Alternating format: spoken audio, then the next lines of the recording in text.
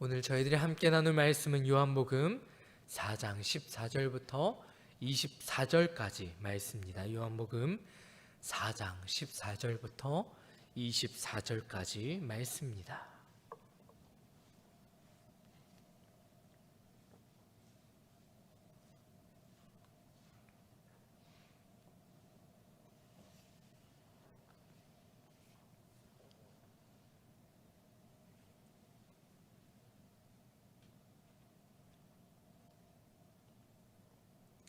다 찾으신 줄 믿고 저와 한 목소리로 합독하겠습니다. 내가 주는 물을 마시는 자는 영원히 목마르지 아니하리니 내가 주는 물은 그 속에서 영생하도록 솟아나는 샘물이 되리라. 여자가 이르되 주여 그런 물을 내게 주사 목마르지 않고 또 여기 물 기르러 오지도 않게 하옵소서. 이르시되 가서 내 남편을 불러오라. 여자가 대답하여 이르되 나는 남편이 없나이다.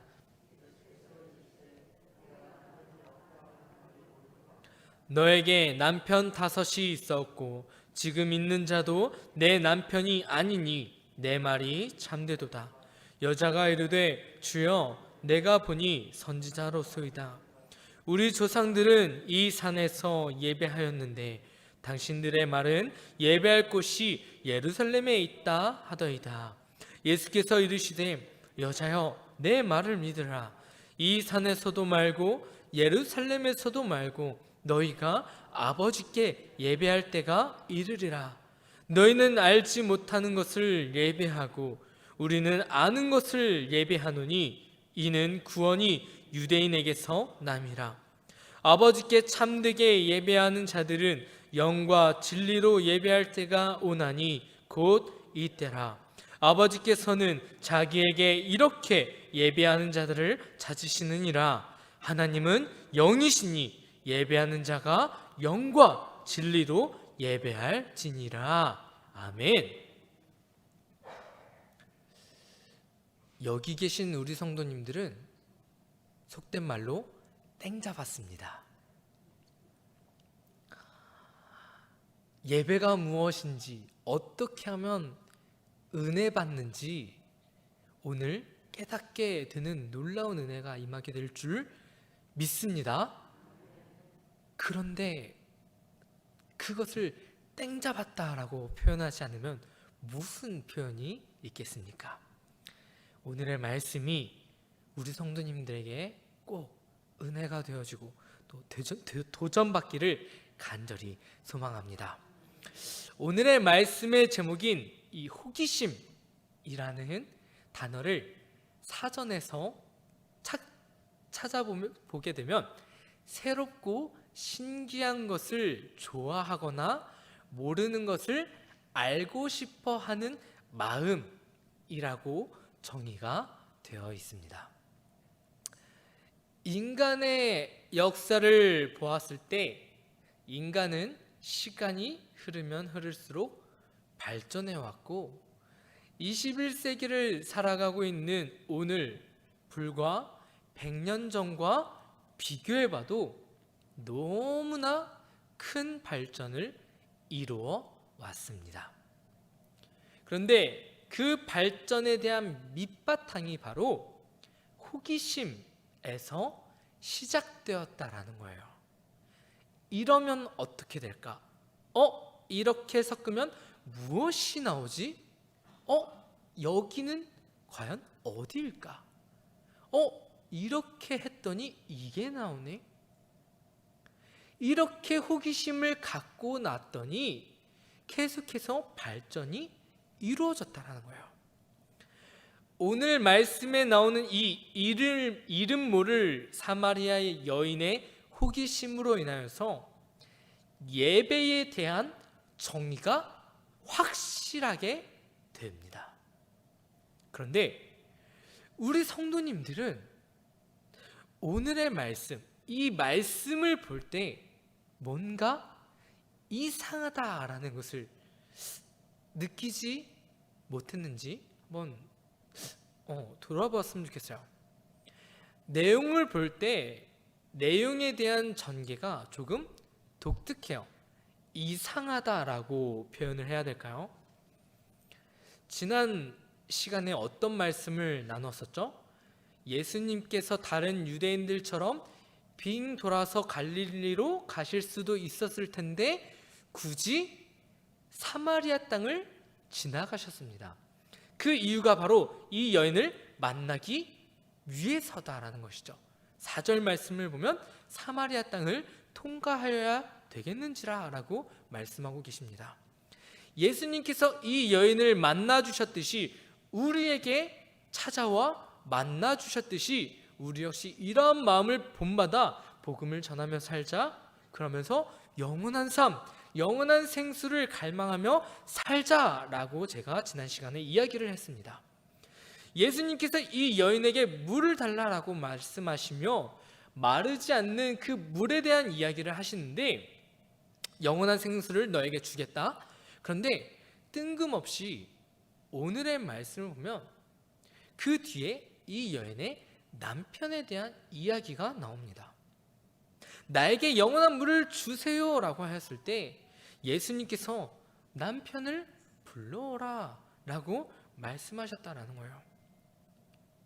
그리고 나서 뒤의 내용이 이 여인이 평소 궁금했던 그 예배에 대한 이야기가 나옵니다.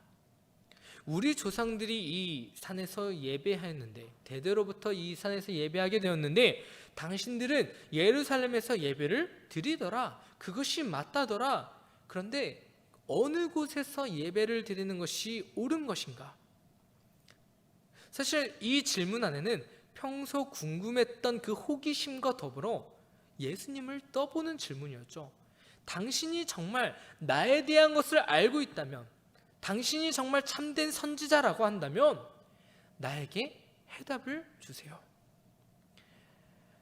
예수님께서 이 여인에게 굳이 안 해도 될 법한 남편에 대한 이야기를 하시고 예배에 대한 정의를 통하여서 오늘날 우리들에게 무엇을 말씀하고 계신 것일까요?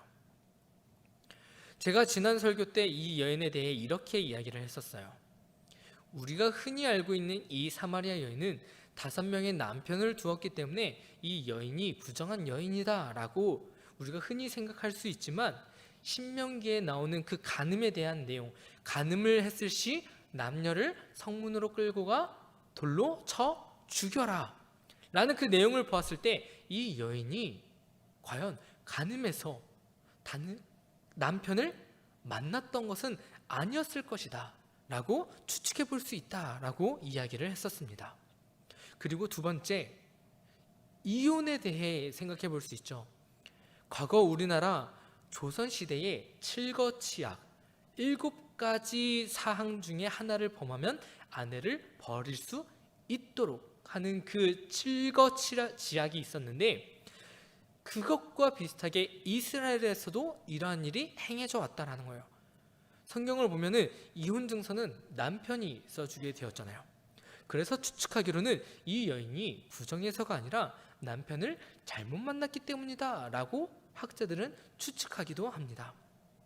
5명의 남자를 만났던 것은 우리가 분명히 알 수 있는 그 사실은 아니지만 성경을 통하여서 우리가 분명히 알 수 있는 것은 예수님께서 이 여인에게 굳이 남편에 대한 이야기를 꺼낸 이유가 있었을 것이고, 그리고 이 여인에게 있어서 5번의 남편이 바뀌었다는 것은 어떤 이유였던 간에 다른 사람들이 보기에 안 좋았다라는 거예요. 그 여인을 부정적인 시각으로 바라보았을 것이다 라는 것입니다. 이 여인이 가장 뜨거운 시간에 남들을 피해 물을 기를 수밖에 없는 그 상황, 나를 손가락질하고 나를 바라보는 사람들의 시선이 상처가 되어서 사람들을 피할 수밖에 없는 그 상황, 물을 아무리 마셔도 갈증 날 수밖에 없는, 내 갈증을 해결할 수 없는 그 상황, 아픔이 가득한 그런 상황에서 이 여인은 처해져 있다는 것이죠. 그런데 예수님께서는 거기서 벗어나지 못하는 문제의 근원을 알고 계셨어요. 그것이 바로 내 남편을 불러와라 라는 것입니다. 예수님의 질문에 여인이 대답하길 뭐라고 말씀하세요? 뭐라고 말하고 있어요? 남편이 없습니다. 이 여인은 지금 남자가 있어요, 없어요? 없어요.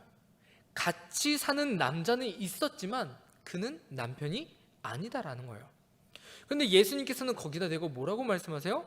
뭐라고 말씀하시냐면 너 남자가 있잖아, 이렇게 말씀하는 것이 아니라 내 말이 옳다라고 말씀하세요. 여태껏 너가 5명의 남편들과 살아왔고 지금도 다른 남자와 살고 있지만 그것이 행복했던 결혼 생활이 아니라 남편다운 남편을 만난 것이 아니라 너의 그 힘든 상황을 내가 알고 있다. 그래서 너의 말이 맞다라는 거예요. 내 말이 옳다라는 거예요. 예수님께서는 그 여인의 상황을 들추고자 하는 것이 아니라 오히려 이 여인에게 있어서 위로하시기 위해서 먼저는 문제를 해결하시기 위해서 이 여인의 그 문제를 끄집어 내셨다라는 것이죠.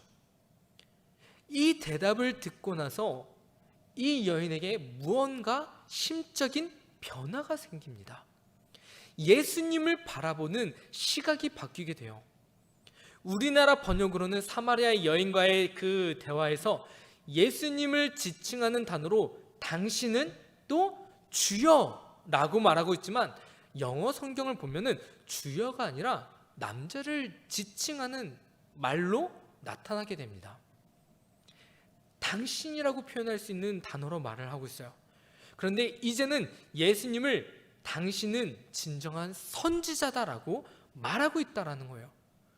단순히 그냥 당신은 해서 선지자입니다 라고 말하였다는 것이죠. 호칭의 변화는 그 사람을 어떻게 생각하는지에 대해 알려주고 있습니다. 지난주 목요일날 설교에서 유다가 예수님을 부르는 호칭이 뭐였어요? 라비어라고 말하고 있어요. 다른 제자들은 주여 나는 아니지요 라고 말하였을 때 이 유다만큼은 예수님을 향하여서 라비어 나는 아니지요, 이 말을 통하여서 유다와 예수님의 관계를 정확하게 보여주고 있어요. 예수님을 팔 생각을 하고 있으니까, 진정으로 내 구주로 보는 것이 아니니까 라비어라고 부르고 있다는 거예요. 이 여인이 예수님께서 평범한 존재가 아니라는 것을 알게 되니까 내 모든 문제를 알고 계시고 내가 여태까지 남편의 문제, 남편으로 인하여서 내가 상처받았던 것을 예수님께서 알고 계셨고, 사실은 진정한 행복이 거기서 찾는 것이 아니라 영원한 생수, 마셔도 갈증났던 그 현실의 물에서 벗어나 영적인 물에서 찾아야 된다는 것을 깨닫게 되니까 이제는 어떤 문제를 끄집어내요? 영적인 문제를 꺼내고 있다는 거예요. 하나님을 갈망하는, 예배에 대해 갈망하고 내 잘못된 그 예배를 바로잡을 수 있는, 예배를 통하여서 만족함이 없었던 것을 이분이 바로잡을 수 있겠다라고 여기니까 당신은 선지자이십니다 라고 그의 입술을 통해서 고백하고 있다는 거예요. 물론 여기까지만 봤을 때 이 여인이 예수님께서 내 삶의 문제, 예배의 문제를 뛰어넘어서 나를 구원해 주실 메시아다 라는 것까지 인식하지는 못하였지만 이것만으로도 얼마나 대단합니까? 내가 어떻게 해야 은혜 받을 수 있을지, 내가 어떻게 해야 하나님께 기쁨이 될지 고민하고 있다라는 것이잖아요. 이 선지자가 과연 내 예배의 문제를 해결해 줄 수 있는 사람인 것인가? 어디서 예배를 드려야 맞는 것인가? 사랑하는 성도님들, 예배에 대해 만족하고 계십니까? 매번 예배를 드릴 때마다 은혜를 경험하고 돌아가십니까? 내가 어떻게 예배를 드려야 하나님께서 과연 내 예배를 기쁘게 받으실까 고민하고 계십니까? 많은 사람들이 교회를 떠난다고 합니다. 작은 교회를 떠난다고 합니다. 큰 교회를 찾아서 떠난다고 합니다. 내 신앙생활하기 편한 곳으로 떠난다고 합니다.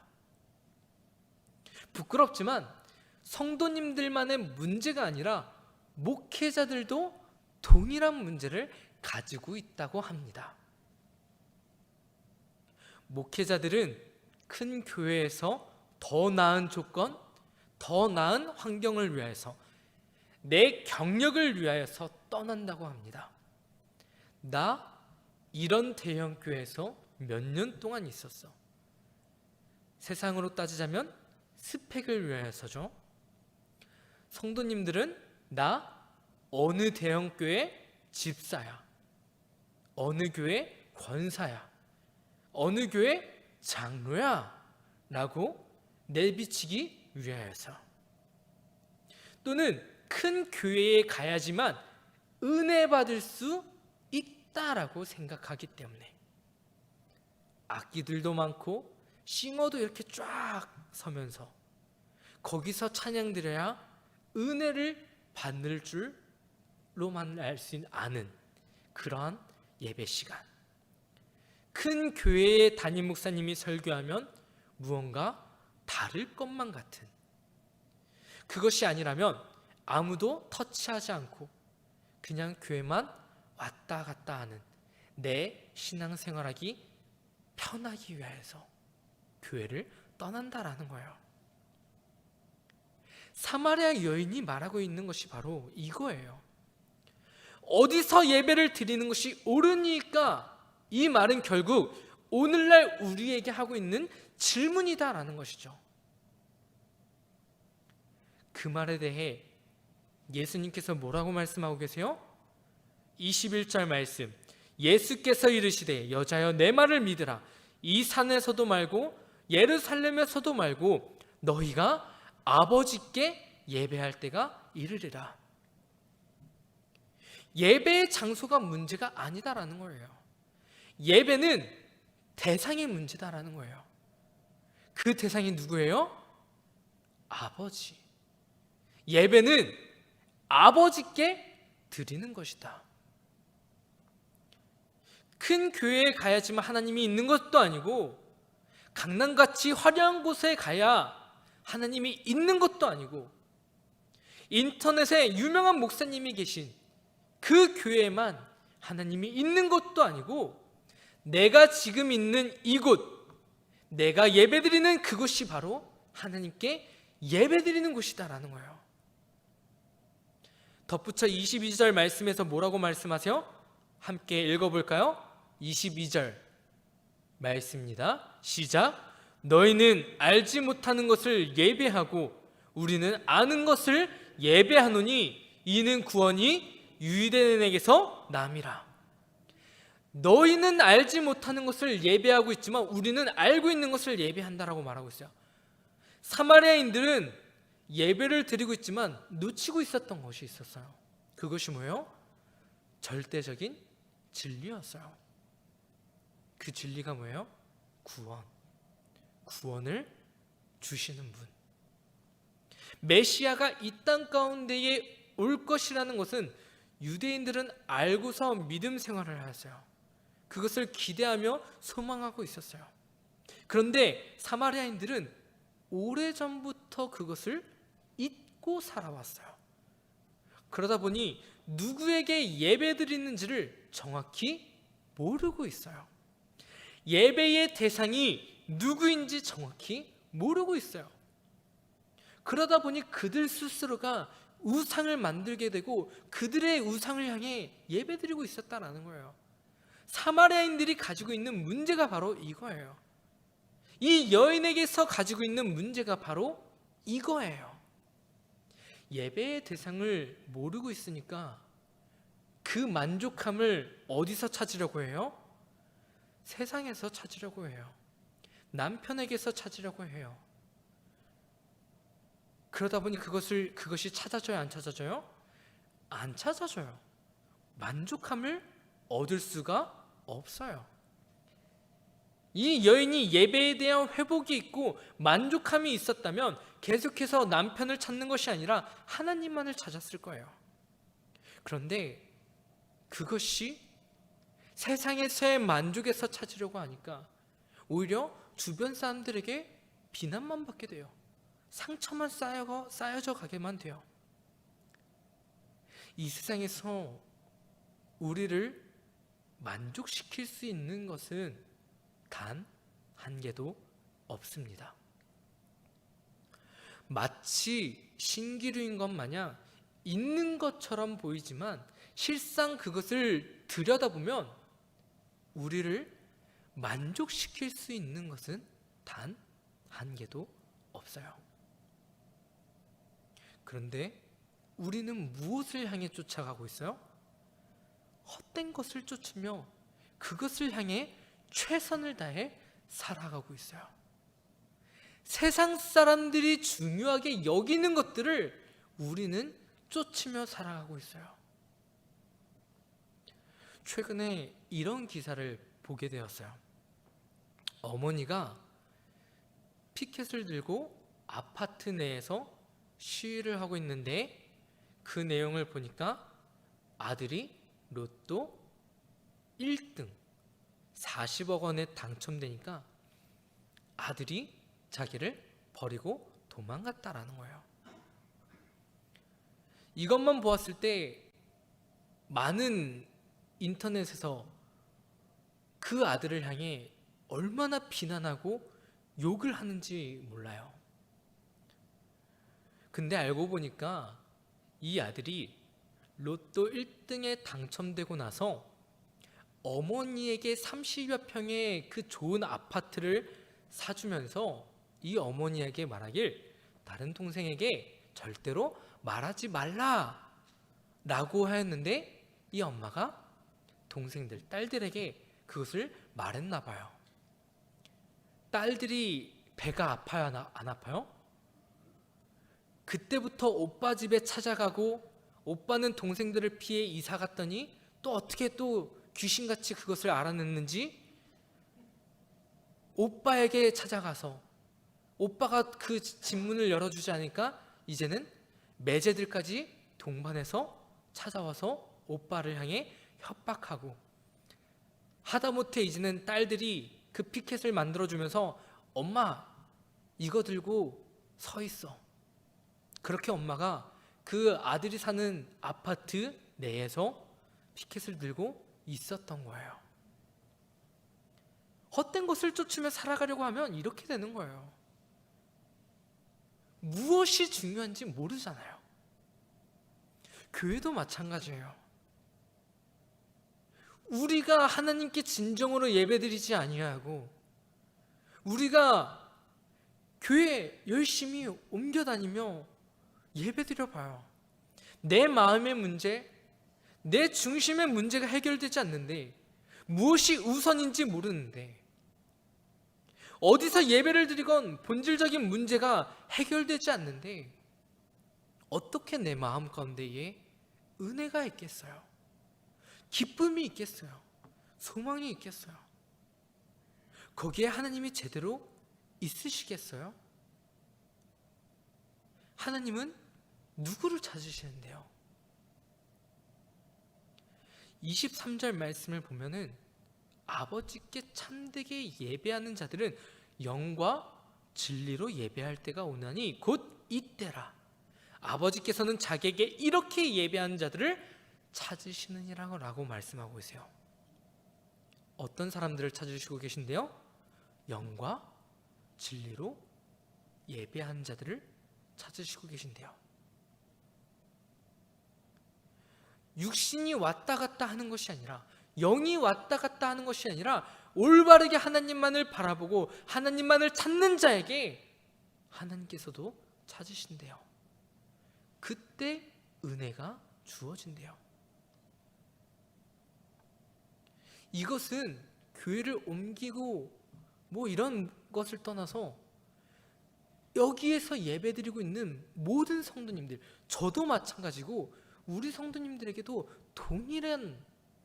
동일하게 우리가 심각하게 고민해 봐야 할 문제다라는 거예요.